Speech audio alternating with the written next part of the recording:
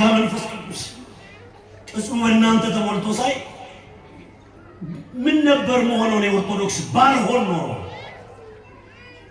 ጂቤስያን ባልሆን ኖሮ ይሄው ብዙ ምን ነበር የሚሆነው ከሚለው ሐሳብ በተጨማሪ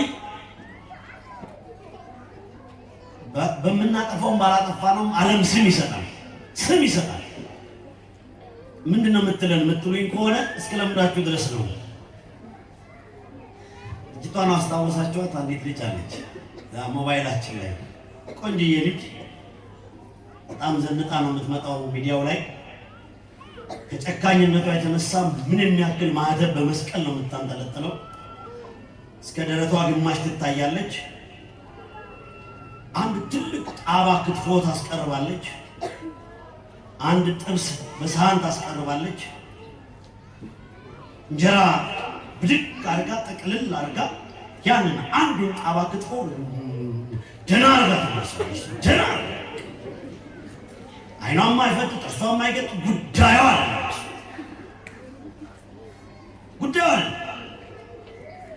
የእሷ ላይክና የእሷ ሼር ይገርማል ምራቁን እየዋጠ ላይክ ምራቁን እየዋጠ ሼር ምነው እዚህ ሰፈር ናት እንደ ሳቃችሁ ሰው ነገር እንዳታመጡብኝ እኔ ላይ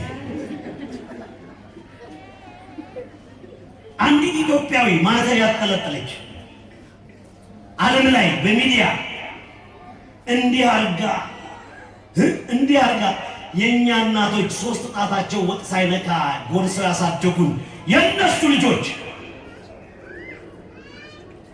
እሷን ዓለም ያደንቃታል የሚያደንቋት ስም ይሰጧታል የማያደንቋት ደግሞ ይሰድቧት ይችላሉ እቺ ልጅ አሁን እዚህ በር ላይ ብትመጣ ሁላችንም የምናቃት ሆዳማ መጣች ነው ማለት እግዚአብሔር ግን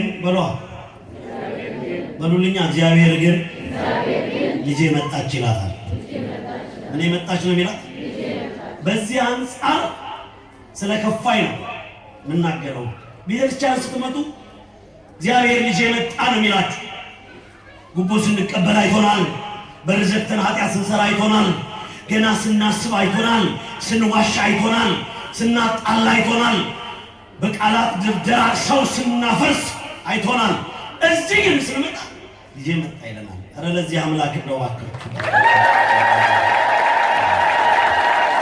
ኢየሱስም ሲያስተምር በሉስቲ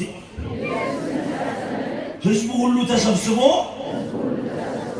ይሰማው ነበር በሚገርማችሁ ሁኔታ እንዲህ ተብሎ ተጽፏል እርግጠኛ ነኝ ዛሬ ነው የምትሰሙት ብዙዎቻችሁ ይሄን ቃል ያንን ቃል ኢየሱስ ክርስቶስ ቃሉን ሲናገር ያን የሚደግፈውን ቃል ሲናገር ያን የሚያጽናናውን ቃል ሲናገር ያን የሚያብሰውን ቃል ሲናገር ያ ከፍ ከፍ የሚያደርገውን ቃል ሲናገር ህዝቡ ከመስማት በላይ ማለት ነው ድምጻችሁ መስማት እፈልጋለሁ ተንጠልጥለውበት ተንጠልጥለውበት ይሰሙት ነበር ክብር ለዚህ አምላካችን ይሁን እንደዚህ ነው ግማሾቻችሁ ወንበር ላይ ነው ያላችሁት ግማሾቻችሁ ማይመች ቦታው ላይ ነው ያላችሁት ቢሆንም ግን ቃሉ የተዋህዶ ወንጌል በዋጋ ነው የሚሰማው ኦርቶዶክሳዊ ስብከት እንደዚህ በዋዛ በፈዛዛ ጆሮን ጣል በማድረግ ሄድ መለስ በማለት የተዋህዶ ወንጌል ነፍስን አያረሰብስም ጭንጋፍ ይናገራል ብለህ ልብን አትዝጋ ምታቀው ሰው ማቀው ሰው ይሰብከኛል ብለህ እየሮጥክ አትምጣ ልጄ የሚለኝ አምላኬ ብለህ ስትመጣ ራሱ የነፍስን ጎዶሎ ያውቀዋል የትጋ ድክመት እንዳለብን ያውቀዋል እኛ ቆመን እንማራለን እናንተ ቁጭ ብላችሁ ትማራላችሁ በዚህ ሰዓት ለነፍሳችን እረኛ ለኢየሱስ ክርስቶስ ክብርና ምስጋና ለስሙ ይሆንልን እንደ ክርስትናው አስተምህሮ ተንጠልጥለን መስማት ይገባሃል ነው ያለው ተንጠልጥለን ለምነህ ተጋፍተህ ይሄ ደግሞ ካሚንግሱን በቅርቡ ይሆናል ማዕዘኛው እኛ ነው እንደዚህ አይነት አራት አይና ሊቃውንት ተደርድረው ካባላንቃቸው ጉባኤ ዘርግተው ቤተክርስቲያን በሯን ከፍታ ማይጠንጥ ዘወርቋን አዘጋጅታ ምንና የሌሊቱ ማህሌት በሉስቲ የማለዳው ቅዳሴ የጠዋቱ ወንጌል በዘመናችሁ በሕይወት እያላችሁ በተለይ እሁድ ቀን ከነዚህ ከሶስቱ አንዱ ካላገኛችሁ ነፍሳችሁ ጥያቄ ምልክት ውስጥ ነው። በሕይወት እያላችሁ እንዲህ እንዳማረባችሁ ሊቃውንቱ ስብሐ ወድስ ብለው ማህሌቱ ሲቆሙ መኖር ሰዓታቱን ሲያስደርሱ ይኸውላችሁ ይሄ የስብከት ጋጋት አይደለም። የላይፍ አፕሊኬሽን ጉዳይ ነው። የህይወት ለውጥ ጉዳይ ነው። ትውልድ የማዳን ጉዳይ ነው። ሀገር የማዳን ጉዳይ ነው። ተዋህዶን የማስቀጠል ጉዳይ ነው ያለን። አሁን እኛ የመስበክ ጉዳይ አይደለም ያለን። ይሄኛውን አገልግሎት ያቆምን ቀን በነፍሳችን እያለች ቤተክርስቲያንን ሊውጥ የተነሳ የአሕዛብ ፉከራ፣ የመናፍቃን ቀረርቶ፣ የውስጥ ተራጋጭ፣ የውጭ ተሟጣጭ እንዲህ ጥርስ አውጥቶ ሲመጣ ቤተ መቅደሴ ላይ ያለው የካህኑ የሊቁም የመሪጌታው ድምፅ እንዴት አልተሰማኝም ብለህ ራስን ጠይቅ። እንዴት ነው እኔ ሳላስቀድስ ይሄ ወር የሚያልቀው ብለህ ራስን ጠይቅ። እንዴት ነው ወንጌል ሳልሰማ እንዴት ብለህ ካልጠየቅ ይቺን ሀገር ዛሬ ነገ ግራዚያኒ አይመጣም፣ ሚሳኤል ተኩሶ አይመጣም አንተን ሊያስከነዳ። አንተን መጥቶ ድንበርን ቤተ መቅደስን አቃጥሎ መጽሐፍ ቅዱስን አያነድም፣ አንተን ነው ያነድም። ይሄ እንዳይሆን በእንደዚህ አይነት ሲያከበራችሁት፣ አዎ እኔ የኢትዮጵያ ልጅ ነኝ፣ እኔ የተዋህዶ ልጅ ነኝ ብላችሁ እንዲህ ቤቷ መጣችሁ የተነጠፋችሁላት እመቤታችን ቤታችሁን በበረከት ትሙላላችሁ። ክብር ለአምላካችን ይሁን። ወደ ትምህርታችን እንገባለን። ለብ ያለ በሉ እስቲ ውሃ በሉ። ለብ ያለ ውሃ። የዚህ ትምህርት ዋና ዓላማ እዚህ ያለ ከኔ ጀምሮ ይህን ድምፅ የሚሰማ የትኛውም ክርስቲያን የዚህ ምሰሶ ልኬት ይታወቃል። ከአዲስ አበባ ከዚህ ከቡልቡላ ፒያሳ ስንት ኪሎ ሜትር እንደሆነ ይታወቃል። ከምድር እስከ ሰማይ ስንት እንደሆነ እስከ ጨረቃ ታውቋል። ከዛ ወደዚህ ይታወቃል። ልኬት አለ። በውስጣችን ያለው የውሃ መጠን ይታወቃል። በውስጣችን ያለው የአጥንት መጠን ይታወቃል። ነርቮቻችን 6666 መሆናቸው ታውቋል። የፀጉራችን ቁጥር ግን አይታወቅም።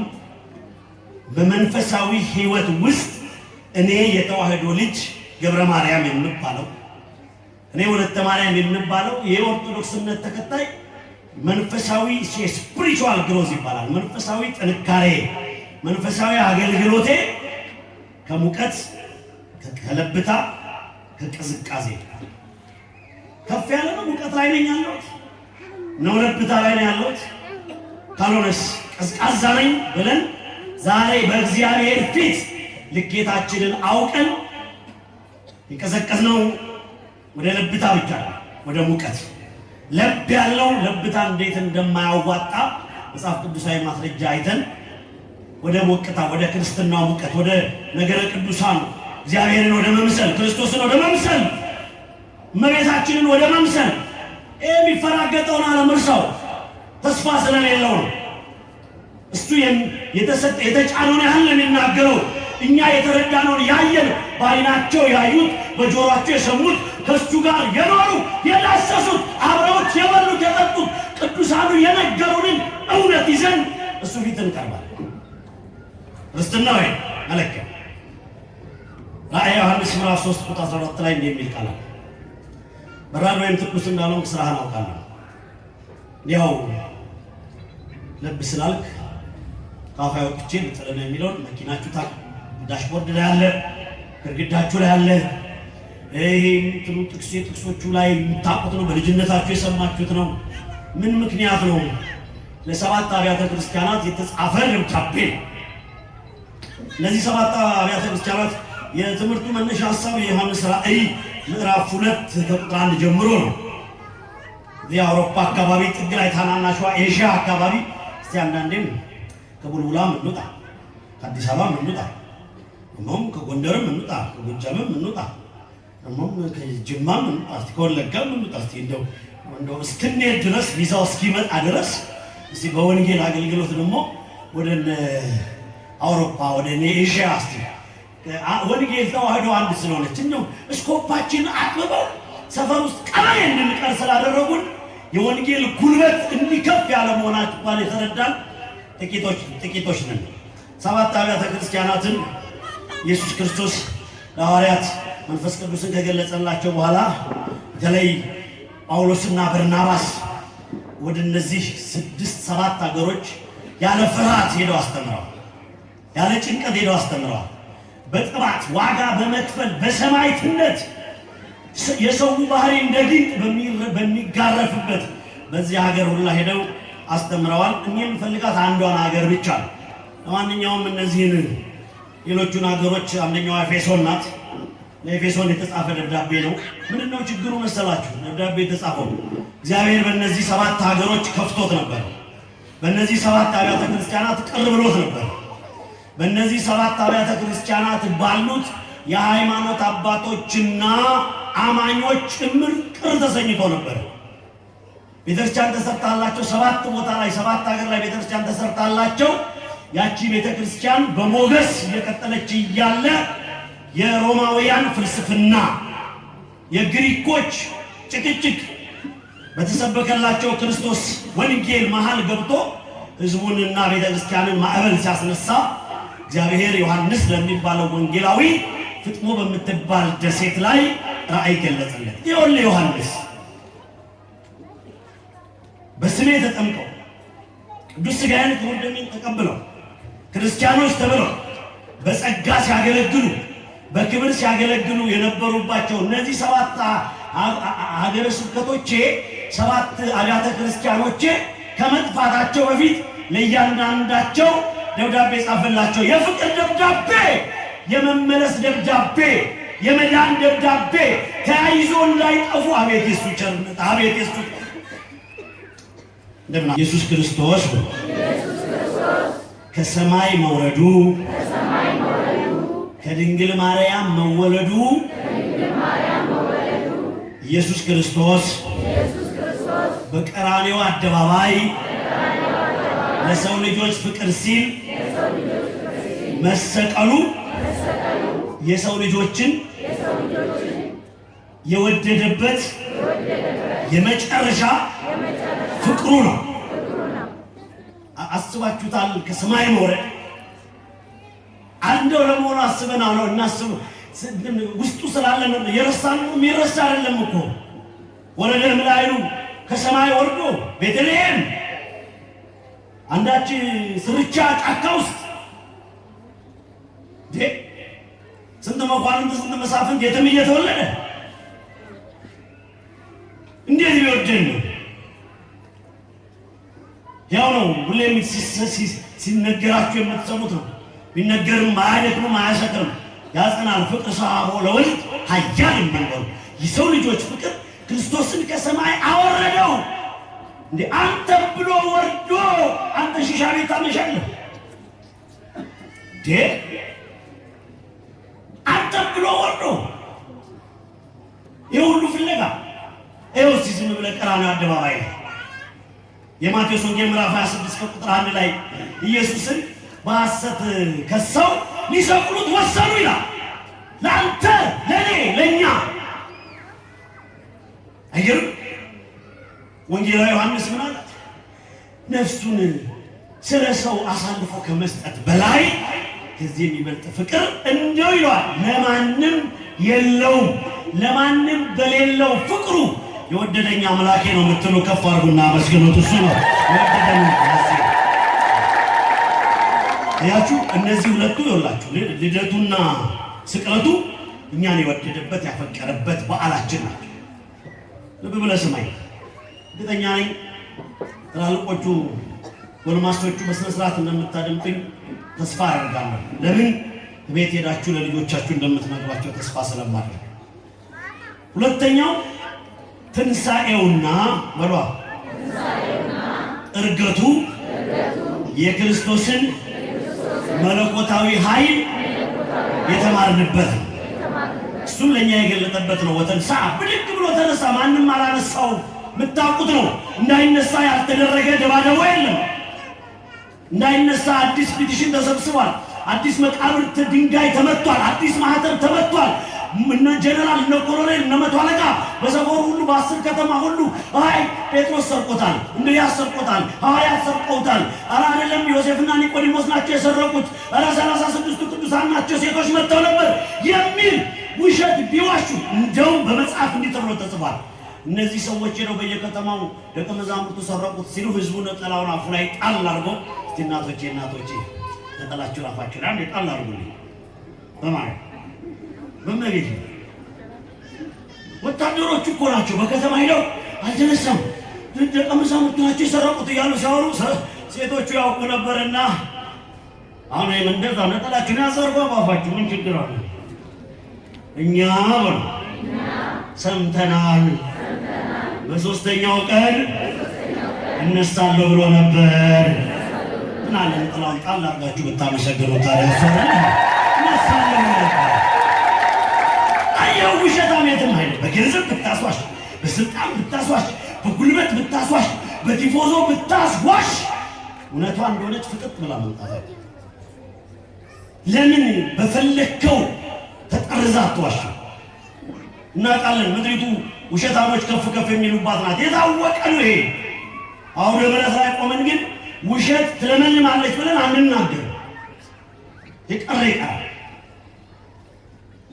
ለምን ብትሉ ሮሜ ምዕራፍ 14 ቁጥር 12 እንግዲያውስ በሉ እስቲ እያንዳንዳችን ስለ ራሳችን በእግዚአብሔር ፊት መልስ እንሰጣለን። ስለማ ስለ ራሳችን በማን ፊት መልስ እንሰጣለን? እና እንዴት አድርገን ነው ታዲያ እንዴት ነው ለሊቱ የሚነጋው? ፕሮግረስ ሪፖርት ይዘህ ትቀርባለህ። አምላክ ፊት ትቆማለህ። በቃ 40 ዓመት ኖረሃል። ምን ሰርተሃል? እንደዚህ ይታወቅ። 50 ዓመት ቆይተህ ነበር። 3 ዲግሪ ተሸክመ ነበር። እንደዚህ አይነት ምሁር ነበር። በምሁርነት ምን ሰርተሃል ትባላለህ ይላል። ይኸው ጳውሎስ ያለው አይደለም። ያስፈራል ይሄ ቃል። ያንዳንዳችን በእግዚአብሔር ፊት መልስ እንሰጣለን። አንተ የሰፈር ልጅም መኪና ከፍተህ አብረህ ገብተህ ከፈረንሳይ ለጋ ሲሆን አብረህ ተሳፍረህ አቃቂ ቃሊቲ አምጥተህ አንተው ጥለው ትሄዳለህ እንዴ? አለላይ መሰለ ልጅ ሸኝታ ላወጣች እናት አንገት ትመልሳለህ እንዴ? መልስ ትሰጣለህ። ይቀርልሃል? እንዴት ይቀርልሃል? የፍርድ ወንበር ላይ ቁጭ ብለህ ምናልባት እውነተኛ መሆን እንኳን ቢያስቸግርህ ለሐሰተኛ አስጨብጭበህ ትለቃለህ። መልስ ሮሜ 14:12 ወደ ንስሐ የሚወስደውን መንገድ መጓዝ የምትፈልጉ የምንፈልግ ክርስቲያኖች እቺን የመጽሐፍ ቅዱስ ጥቅስ የዕለት ንባባችን እናድርግ። እስቲ በሏት እንግዲያውስ ሆኖ እያንዳንዳችን ስለ ራሳችን በእግዚአብሔር ፊት መልስ እንሰጣለን። ወቃት ጉባኤ የሚዘጋጀው ለዚህ ነው። እንድንመለስ እንድንፈራ ሳይሆን መልስ አለው። ለካ በፊቱ ቆማለሁ። የኔ መሰለ ኃይል ሰጥቶኝ፣ የኔ መሰለ እውቀት ሰጥቶኝ፣ የኔ መሰለ ኑሮ ሰጥቶኝ፣ የኔ መሰለ ጥበብ ሰጥቶኝ ምን ሰራህበት ለካ ይለኛል ብለን እንድንመለስ ነው። እጆቻችንና መላ ሰውነታችንን ከድፍረት ኃጢአት መድኃኒዓለም ይጠብቅልን። አንደኛዋ ኤፌሶን ትባላለች። ኤፌሶን ማለት አሁን ቱርክ ናት። ቱርክ እንደምታዩት ነው። እኛም ሟርተኞች ይመስል መድረክ ላይ ቆመን ኢትዮጵያ ቤተክርስቲያን እንደዚህ ትሆናለች ወደ ቱርክ እንዳትሄድ ምናምን የሚል ጉባኤ ማማማቂያ ቃላት አሉ። ጉባኤ ማማማቂያ አይደለም። ካልሰራን ሃይማኖታችንን ካልጠበቅን የሌሊቱን ማህሌት፣ የሌሊቱን ሰዓታት፣ የማለዳው ቅዳሴ፣ የሰርኩን ጉባኤ ካልያዝነው ማይሆንበት ምንም ምክንያት የለም። አድፍጦ የሚጠብቅ ብዙ ራስን እስቲ ድምጻችሁን ልስማ። ይበል ካህን ምን ይበል? ካህን ምን ይበል? በቅዳሴ ሰዓት ምን ይላል ካህን? አሐዱ አብ ቅዱስ አይልም ወይ? ቀጥሎ ማን ይላል? ይበል ሕዝብ በአማን አብ ቅዱስ። ይቀጥላል። ይበል ዲያቆን ምን ይበል? ተንሱ ለጸሎት። ሜትር ከ80 ላይ ፈርሸ ነው እንዴ ተንሱ ለጸሎት ሲባል መልስ የምትሰጠው? ከሌለ አየው አንተ ቅዳሴ ሳትመጣ ይበል ሕዝብ የሚለው ያንተ ተራ ቀርቷል ማለት ነው እንዴ? ያንተ ተራ ቀርቶ ነው እንዴ? ኦርቶዶክስ አታስተምርም፣ ኦርቶዶክስ እንደዚህ ልትሆን ነው የምትለው? የኦርቶዶክስ ተዋሕዶ ቤተክርስቲያን ችግር የሚፈታው ካለ እንኳን ማኪያቶ ቤት ነው የሚፈታው፣ እዚህ ነው። ስለዚህ ቤተክርስቲያን አያችኋት፣ ይበል ካህን ትላለች፣ ይበል ሕዝብ ትላለች፣ ይበል ዲያቆን ትላለች፣ ይበል ሕዝብ ትላለች። ስለዚህ ቦታ አለ፣ በቦታ ተገኝ። ይሄ ነው ቦታ፣ ይሄ ነው አድራሻ። ቱርክ ማለት ኤፌሶን ማለት የተወደደችና የምትናፈቅ ከተማ ናት ይሏታል። የሐዋርያት ሥራ ምዕራፍ 19 ቁጥር 24 ላይ በሰፊው ተጽፋለች። የምትወደድና የምትናፈቀውን ከተማ በሮማውያን ፍልስፍና ሲያበላሿት እነ ጳውሎስ እነ በርናባስ እነ ሲላስ ሄደው ወንጌል ሰብከው ክርስቶስ ኢየሱስን ገልጠውላቸው በዓለም ላይ የመጨረሻውም የመጀመሪያውም ሰበር ዜና ድንግል በሉስቲ ጸንሳለች። አቤት መናፍቃንና ሰይጣን እችን ቃል መስማት አይፈልግም። እናንተ ደግሞ ቤተክርስቲያን እንዲህ ስናገኛችሁ ከፍ አርጉና መስክሩ ስትባሉ ቀስ ስትሉ ትንሽ ለተናጋሪው ይከብዳል። ድንግል በሉ ትጸንሳለች። ይሄን ዜና እንኳን መናፍቃን እንኳን ሰይጣን በስነ ስርዓት ኦርቶዶክስን ማያገለግል አገልጋይ እችን ቃል መስማት አይፈልግም። የለም በዓለም ላይ እንደዚህ አይነት ነገር ተደርጎ አያውቅም። ድንግል መጸንስባት እሷ ብቻ ናት የተገኘች። ምን ነው እናንተ ለምን ወድ ታስብሱኛላችሁ? ወማርያም ተአቅብ ሰምቶ ሁሉ ነገር ወተወዲዮ ውስተልባ እየተባለላ ይህን ዓለም ላይ የሆነውን የመዳኑን ነገር ሁሉ በልቧ ተሸክማ የኖረች ብጽዕትና ቅድስት ናት። ክብር ለስሟ ይሁን። እመቤታችን ሁለተኛዋ ከተማ ሰልሞኔስ ትባላለች። ሰልሞኔስ ማለት መራራ ከተማ ማለት ነው። በኃጢአት የመረረች በበደል የመረረች ሰው መኖር መሄጃ ያጣባት ከተማ። ጳውሎስና በርናባስ ገቡላ ያቺ መራራ ከተማ የክርስቶስን ቃል ሰበኳት። ያቺ መራራ ከተማ በክርስቶስ ኢየሱስ ወንጌል በነ ጳውሎስ ድካም መራራዋ ከተማ ምርጥ ከተማ ጣፋጭ ከተማ ሆነችላቸው። ይህን እድል ለእኛም ለምድራችን ሁሉ መድኃኔዓለም ያድልልን። ሮሜ ምዕራፍ 2 ቁጥር 29 ላይ ተጽፋ ትገኛለች። አንዳንድ ጊዜ ወንጌል መርጣ አይደለም የምትሰማው፣ ወጣ ያለ ነገር ሲናገር ስማ። ልክ ጎዶሎውን ስታገኘው ዛሬ በሏ በዚህ ጉባኤ እግዚአብሔር እኔን ተናግሮኛል ለማለት ያውቃል። ካልሆነ ጉባኤ መሃል ቁጭ ብለህ አንተን የሚመለከት ነገር ካልሰማህ እግዚአብሔር ረስቶሃል ማለት ነው፣ ትተዋል ማለት ነው። ለቁጥር ነው የመጣው ማለት ነው። ጸልይ። ገና ስትገባ በቃ ዛሬ እባክህ ልቤን ክፈተው፣ እባክህ አምላክ ሆይ ተናገረኝ።